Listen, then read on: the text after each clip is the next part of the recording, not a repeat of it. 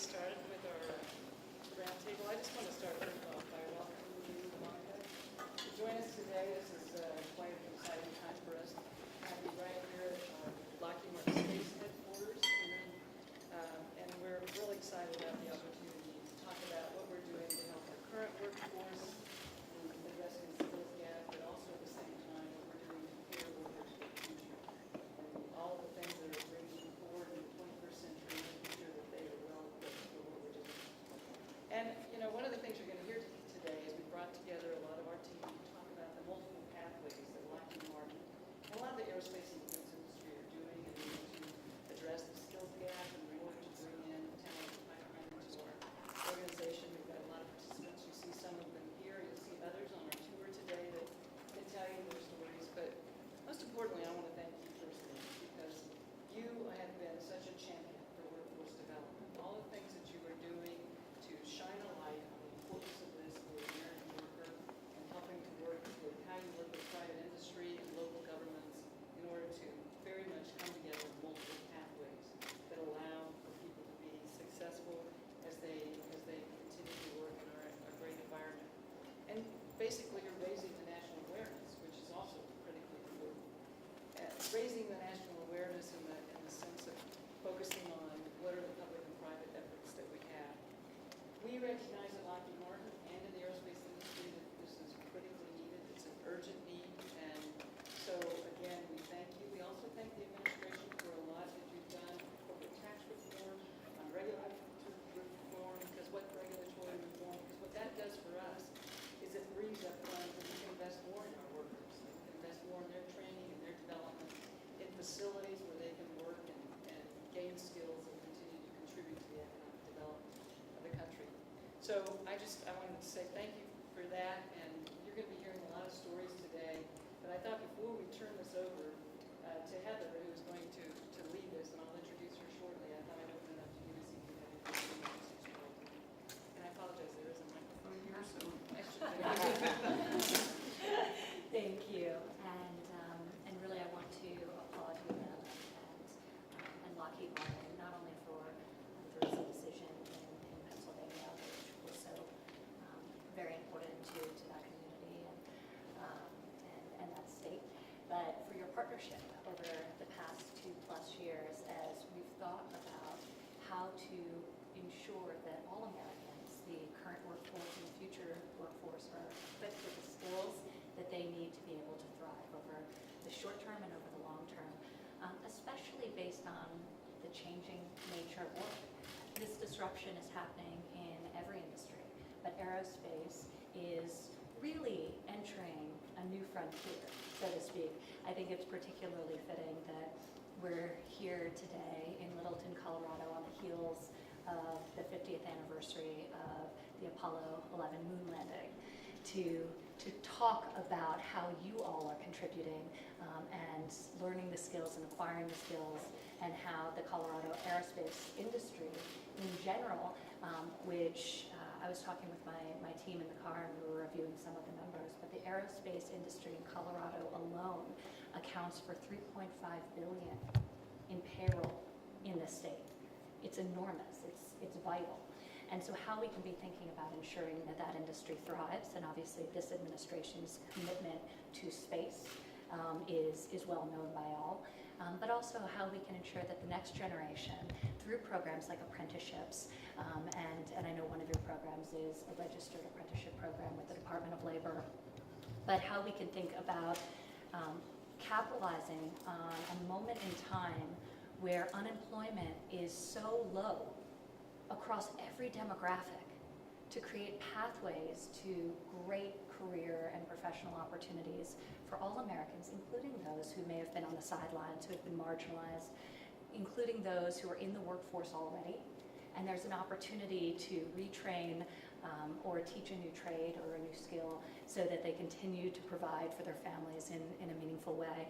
But that is the thing that I'm most excited about. So as I travel across the country, as I visit great businesses, hearing them talking about how they're getting creative in their training and how they're seeking out portions of the workforce that may otherwise have been marginalized, and ensuring that everyone can benefit from this booming economy. Obviously, we've seen Great statistics here in Colorado with wage growth, with unemployment at record lows.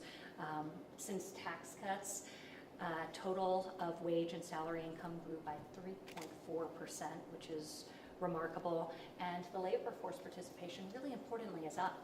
Just to give you a statistic that I find deeply impactful and very meaningful, in the second quarter of this year, of all the new jobs created in this economy, 74 of them were secured by people outside of the workforce.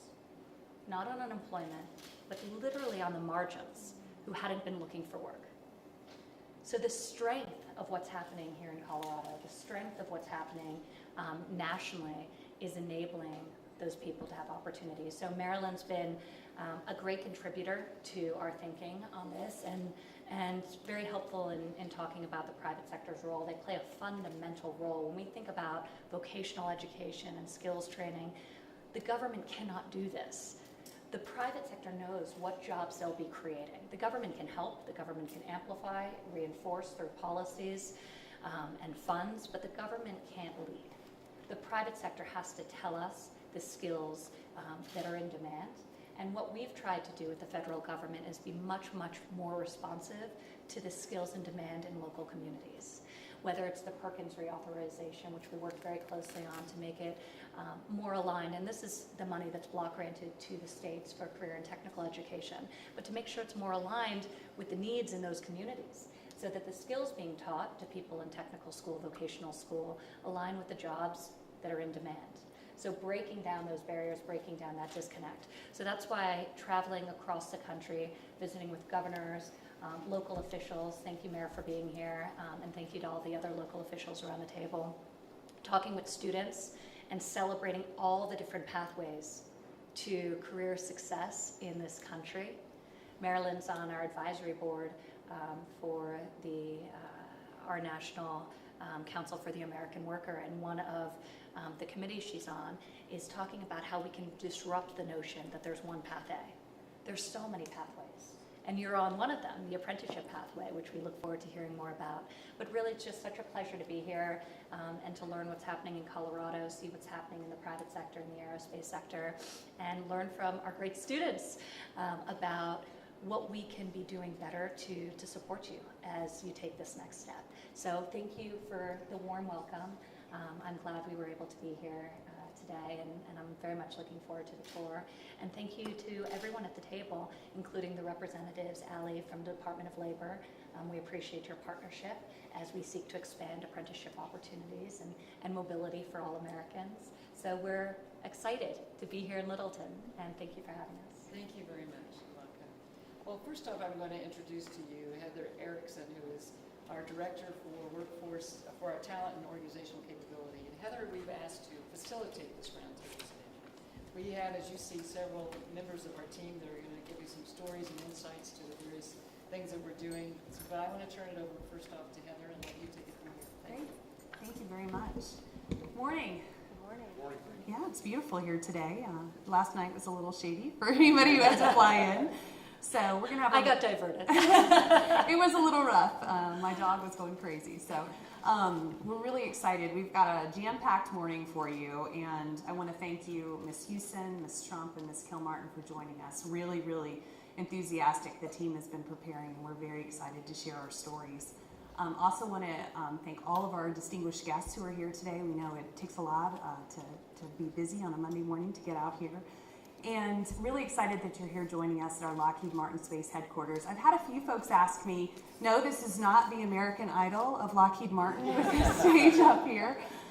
This is actually our chill. It's an immersive environment where our engineers can come in here and do virtual reality and design and troubleshoot problems on any of our technical equipment real time. So when we're talking about new advanced skills, it happens live in this room. And so a few folks have looked at it in the setup, and so I thought I would explain. So together, kind of the setup is we're going to have a lively discussion really around how we close the skills gap and focus on the workforce. And in my role as Director of Talent and Organizational Capability, together with my team, we really look at the skills and the competencies that are needed, not just for the future, but today. What's happening today? How is our environment changing today? And we're really focused on accelerating talent, making sure that folks are developing in a really aggressive way. Our customers are asking for that, and we need to hit their demands head on. We're also looking at workplace dynamics that involve new digitally connected environments like I'm describing here, where artificial intelligence is all around us, and greater collaboration with technical tools require our workers to have different technical know-how than what they might have today. And as Marilyn mentioned, we're facing unique challenges in meeting our workforce needs. The baby boomer generation is shifting further into retirement, and we're also seeing a decline in college degrees where people are pursuing 4-year degrees in science, technology, and math. So we have to address that. We can't ignore it. And given these factors, I'm personally most proud to share that we are on a workforce development journey. We've stepped back at Lockheed Martin and taken a holistic approach to really look at skills enrichment and how we address our workforce, not just for today, but beyond. This kind of equates to you're going to hear a little bit more about it, but developing training programs for high school graduates who have very little formal technical training, and they're looking to involve themselves in advanced manufacturing, the cutting edge manufacturing technologies. Expanding our partnerships with high schools and community colleges to really look at associate's degrees so that our workforce can succeed in the new environment. Also investing in STEM and education and making sure that underrepresented communities have access to 4-year degrees via tuition reimbursement. In just a few minutes, you're going to hear from some of our program leads to share a little bit more, and their stories are really exciting about what they're doing to really address the workforce. And as we all depart today, we're all leaving at different times, but I'm sure you're going to walk away from our time together understanding how we're putting our intentions into action. And we're looking, I love that word pathways, because we believe there are lots of different pathways to success. And we're at Lockheed Martin looking at that both for the future as well as today. All right, so we're going to do a quick preview of what you're going to see this morning. First, we're going to have a video where you're going to get to learn a little bit more about some of our programs we have to offer. We're also going to hear some success stories from both the leads and the participants in the program. We're going to kind of shift into a roundtable discussion, so hopefully everyone's had their morning caffeine to be ready for that piece. And then we're going to take a tour of our space facility where you'll get to see lots of our hardworking employees in action. And right now, I'd like to turn our attention to the video. It's going to showcase some of our training and apprenticeship opportunities we have here in Colorado, so let's roll the tape. We hire 100 techies every week to work on high-tech jobs from manufacturing to engineering. But we need more than 50,000 in the next 10 years. And it's not just us. There are 2.5 million unfilled jobs in high-tech across the country. And we can't meet the need with college graduates alone. So we found new ways to grow and hire high-tech workers, with or without degrees. We're partnering with state and federal governments, high schools, community colleges, universities, and military and veteran support organizations to develop apprenticeship programs, paid internships, and technical training that prepare people for jobs of the future, from manufacturing to cybersecurity. With people like me, And me. and me, and me. The great thing that I enjoyed about AMTAP was the daily challenge, testing your skills daily, and if you believe in yourself, you can make it through. The educators in AMCAP were fantastic. They were eager to share their knowledge and had a drive to see you succeed. Looking for a new career that brought me challenges and excitement with room for growth. My experience has been positive and has brought me fulfillment in what I've been looking for. I was able to get a full printed out circuit board, and I have my initials on it, and so now I can say that a piece of me has gone into space. That's something that is like absolutely amazing to think about. We're investing $100 million for employee training and education. Of that, $5 million is going to vocational scholarships for technical and trade skills, and we're committing 8,000 new workforce opportunities through 2023. That's a lot of dots, and we're connecting them to build the workforce of the future.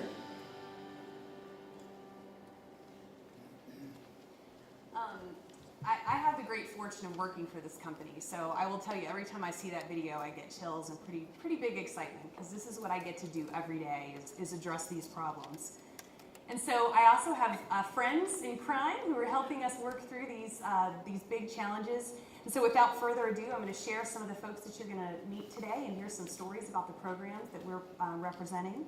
First is Sarah Turner. She's the program manager for Lockheed Martin's Advanced Manufacturing Technician Apprenticeship Program. You're going to hear the term AMTAP. It's because that is a mouthful to say. So for those of you who are going to walk the floor with us, you'll hear a little bit of the acronym AMTAP. We try not to use those too much, but that's one that kind of has stuck, and she is a leader in my organization as well. She's going to share a little bit about that program. Then Mark Yost is our production principal who supports our Metropolitan State Co-op University program. She's going to share a little bit about how that's all come together. And then Jacqueline Jennings is a senior leader, very talented. She's going to share a little bit about what we do in our software associate degree program. And without further ado, I'm going to pass the floor to Sarah. Thank you. Welcome, Sarah. Good morning. As Heather said, my name is Sarah Turner, and I am just thrilled to be here with all of you today. Being a part of AMTAP has truly been a highlight of my career, so I'm excited to share with you some of its successes and hear the discussion on workforce development. Manufacturing is important. Just as manufacturing is tied to the success of the U.S. economy, it is also tied to the success of Lockheed Martin's business and the work that we do for our customers. A shortage of skilled American labor could negatively impact our ability to meet our customer commitments, many of which are vital to our national security. Developing skilled manufacturers and technicians is critical. In 2015, with an aging national workforce and demographic shifts impacting the availability of technical skills, our team here in Denver recognized the need to create a workforce pipeline. The team worked in partnership with state and local governments, partnerships we maintain today, to create AMTAP, and in 2016 we welcomed our very first participants. One of these participants, Ms. Sarah Latham, is here with us today and will share her story at the roundtable. AMTAP is a gateway to an exciting career in space manufacturing. It is designed for candidates without a 4-year degree, but built on a rigorous and condensed curriculum. A 4-year degree is not necessary for all STEM-related jobs. Programs like this allow candidates to gain needed foundational skills, enter the workforce, and quickly apply those learned skills, oftentimes jump-starting a career. Throughout the 9-week upfront training of AMTAP, participants must pass a series of written and hands-on examinations, as well as complete highly technical training courses, which are determined both by Lockheed Martin and the customers we support. By graduation, AMTAP participants have developed certified manufacturing skills in electronic, mechanical, electromechanical, and optical areas, and are ready to begin working on some of our nation's most critical space missions. Aside from just learning new skills, apprenticeship programs allow candidates the opportunity to test drive a career path, something which is often not an affordable or practical option, particularly for our early career employees. With changing economic resources, the ability to afford a 4-year degree has and will continue to be a challenge for many of our young people coming out of high school. Faster, more affordable means for education and skill building will help to more qualified technicians and manufacturers enter the workforce faster. Even better, programs and investments like this are designed to benefit a full range of employees, from those students not immediately headed to college, to those ready to enter vocational trades, as well as career changers and those looking to re-enter the workforce after a break. Because of this non-traditional talent pool, apprenticeship programs often have more diverse candidates, and AMTAP is no different. We have had AMTAP participants from a wide range of both economic and ethnic backgrounds, and I'm proud to say that approximately 30% of our participants are veterans. Most AMTAP graduates are offered full-time employment at the completion of the training, which then gives them the opportunity to access Lockheed Martin's tuition assistance program, so they truly have the ability to continue to learn, grow, and design a career. As we look to the future, we will continue to grow our technical and manufacturing capacity through programs like AMTAP. In fact, last year, for the very first time, we expanded AMTAP to a new Lockheed Martin site and now have participants in Cortland, Alabama, as well as here in Waterton Canyon. Our workforce is a key enabler in ensuring that we are able to continue to provide innovative solutions and outstanding value to our customers. Continued investment in programs like this will help us to attract the right talent and develop those right skills for the future. Thank you so much for your time today. I'm going to turn it back over to Heather to introduce our next program, but I'd be happy to answer any questions that you have at the roundtable. Thanks, Sarah. I will tell you I was fortunate to be here helping lead the design of this program, and it's just awesome. As Ms. Trump shared, it was recognized as a model for our apprenticeship, and the Department of Labor gave us that honor in November, so thank you for that. In addition to Colorado, we also have used this model, a little bit different, but used this similar model in 5 other states. So next we're going to hear from Mark Yost. Mark is a production principal, and he's been an active partner in our co-op initiative with Metropolitan State University. So Mark, would you share a little bit more with us? Good morning. Our collaboration with Metropolitan State University of Denver started in 2013. Dr. Steve Jordan, then the president of the university, traveled to Washington, D.C. to attend an educator conference. And while he was there, he heard from the Department of Commerce about the new National Network of Manufacturing Innovation Institutes, another mouthful. But he also learned that over the coming decade, there would be 3.5 million new manufacturing jobs created, but a likely shortfall of 2 million over that time period. At the same time, we were struggling here with hiring manufacturing engineers, test engineers, who had the critical digital skills that we needed for Industry 4.0. So when Dr. Jordan returned from his trip, he convened an industry advisory board, asked us to participate, and after several conversations with that group, the recommendation was to establish an aerospace and engineering sciences initiative. It would include a new advanced manufacturing sciences baccalaureate degree, a first of its kind in the nation, and a new $60 million building that would house the new program. It would be funded with a public-private partnership.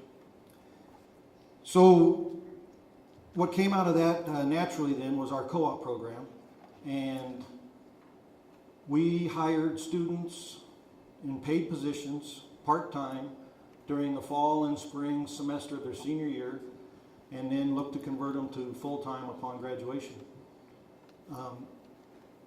We had between 6 and 10 students during each semester over the last 4 years, a total of 32 graduates from the program. 23 have been hired full-time. Ruby Solis is one of those success stories that you're going to get to hear from here in the roundtable. Metro State gives us a good diverse candidate pool. Half the students there are the first in their families to attend college. 42% are students of color. They are now officially recognized as a Hispanic serving institution. 67% are non-traditional, returning to school to change careers. 96% live in Colorado, and 79% of them will stay in Colorado after graduation. One of the other opportunities they have when they're here with us is they work on senior projects, do their capstone. They solve real Lockheed Martin work problems and then get academic credit for it. One of the fun things we did along the way too is we sponsored the construction of a half-scale Orion capsule that now hangs from the ceiling in the new building.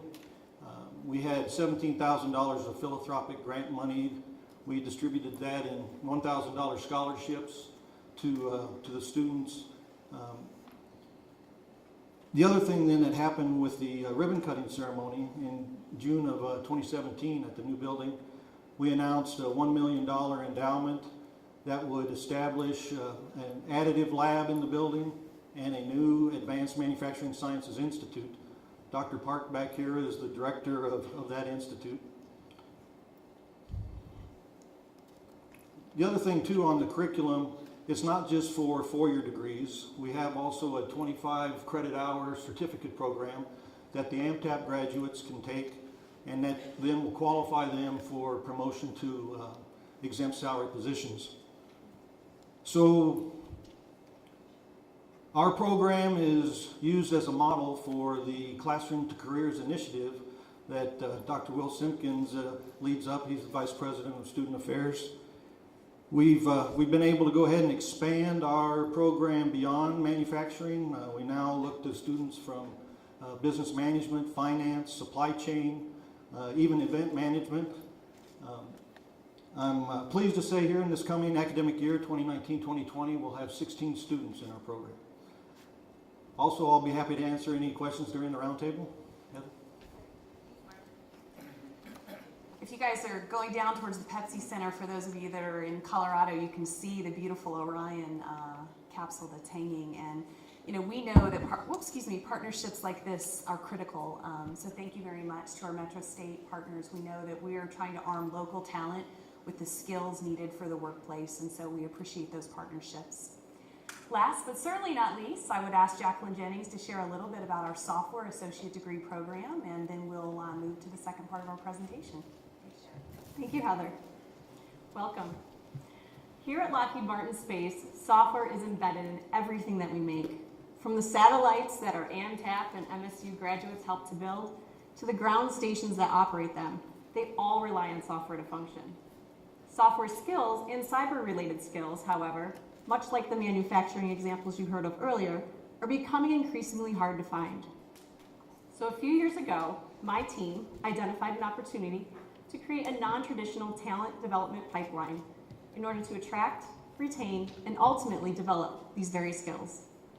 The Software Associate Degree program takes those associate degree graduates and puts them into a 3-year multi-phase development program. They ultimately join the program 1 year prior to graduating with their associate's degree, and at the same time are assigned a Lockheed Martin mentor, as well as self-paced curriculum, where they further develop their software, Java, and cyber-related skills. Upon successfully graduating with their associate's degree, they are then brought into Lockheed Martin full-time, ideally onto a classified program. While I don't have any graduates with me here today, as this program is currently still in its pilot phase, I'm happy to report that our partner schools in the state of Pennsylvania are very pleased to be partnering with Lockheed Martin. We are quickly expanding to Denver this fall and have partnered with community colleges here as well, with an opportunity to scale to 100 participants by next year. Again, along with my colleagues, I'm happy to answer any questions during the roundtable portion this morning. Thank you.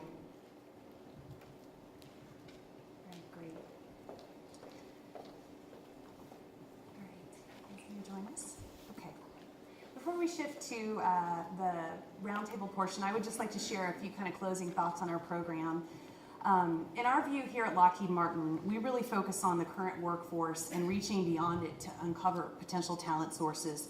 We believe that those efforts will be impactful and fruitful.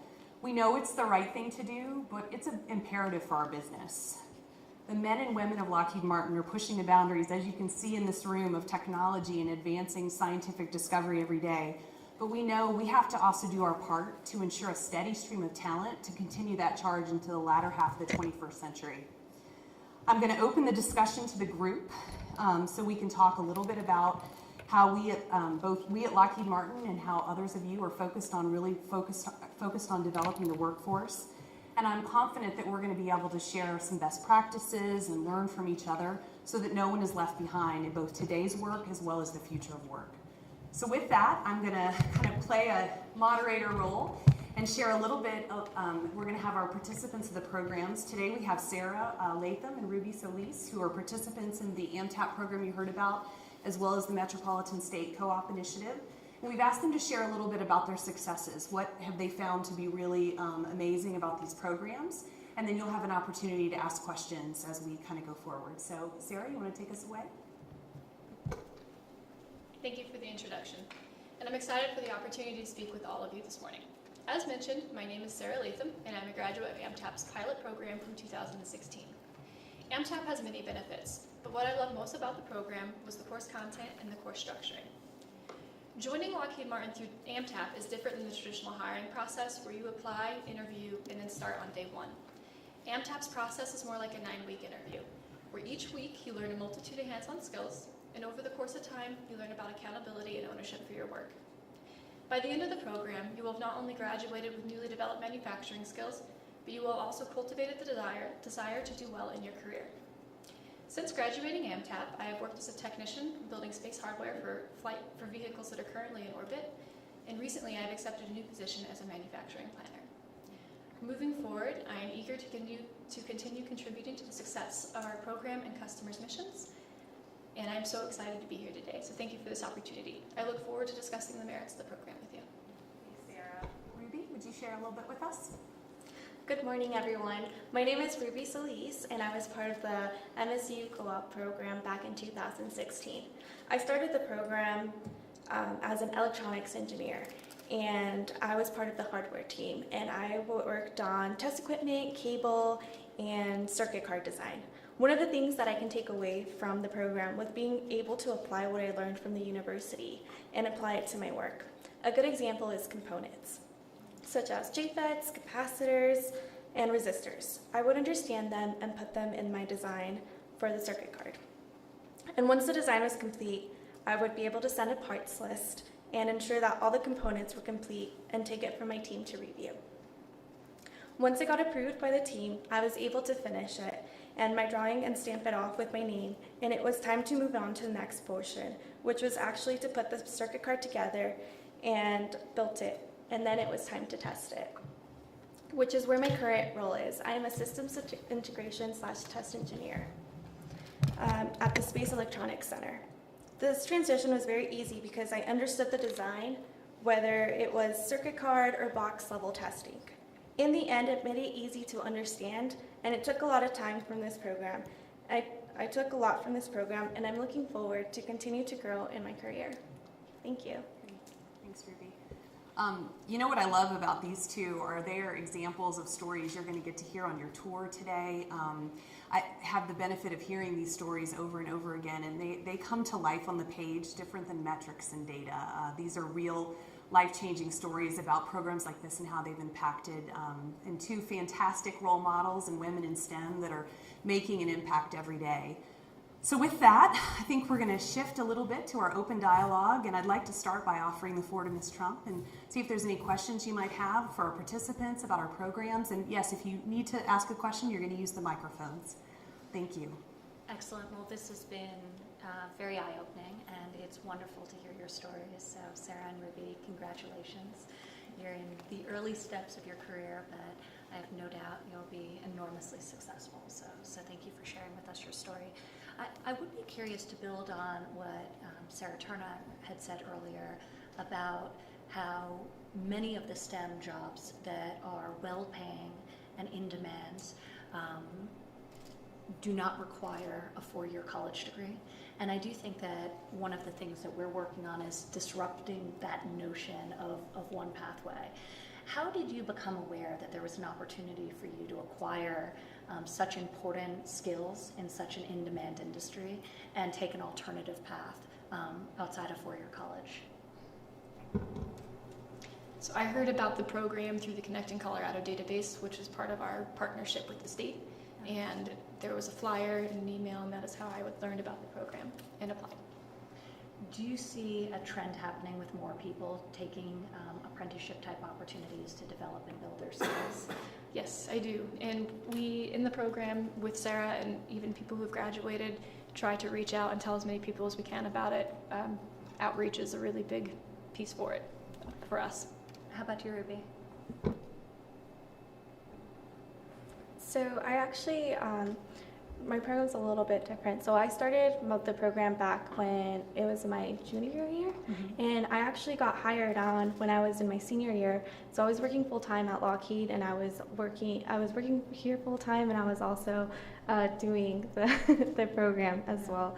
So it was just a little like combination of trying to get everything together and making sure that everything was, it was kind of hard to keep up with it just because of how working full-time and then also being in school full-time. But once I graduated, I had a job, and that to me is like an excellent skill to have, and it definitely has influenced a lot of people, to have that job security.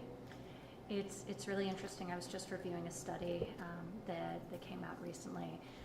Obviously, we know that women and minorities are underrepresented in STEM fields, especially fields like aerospace, computer science, engineering.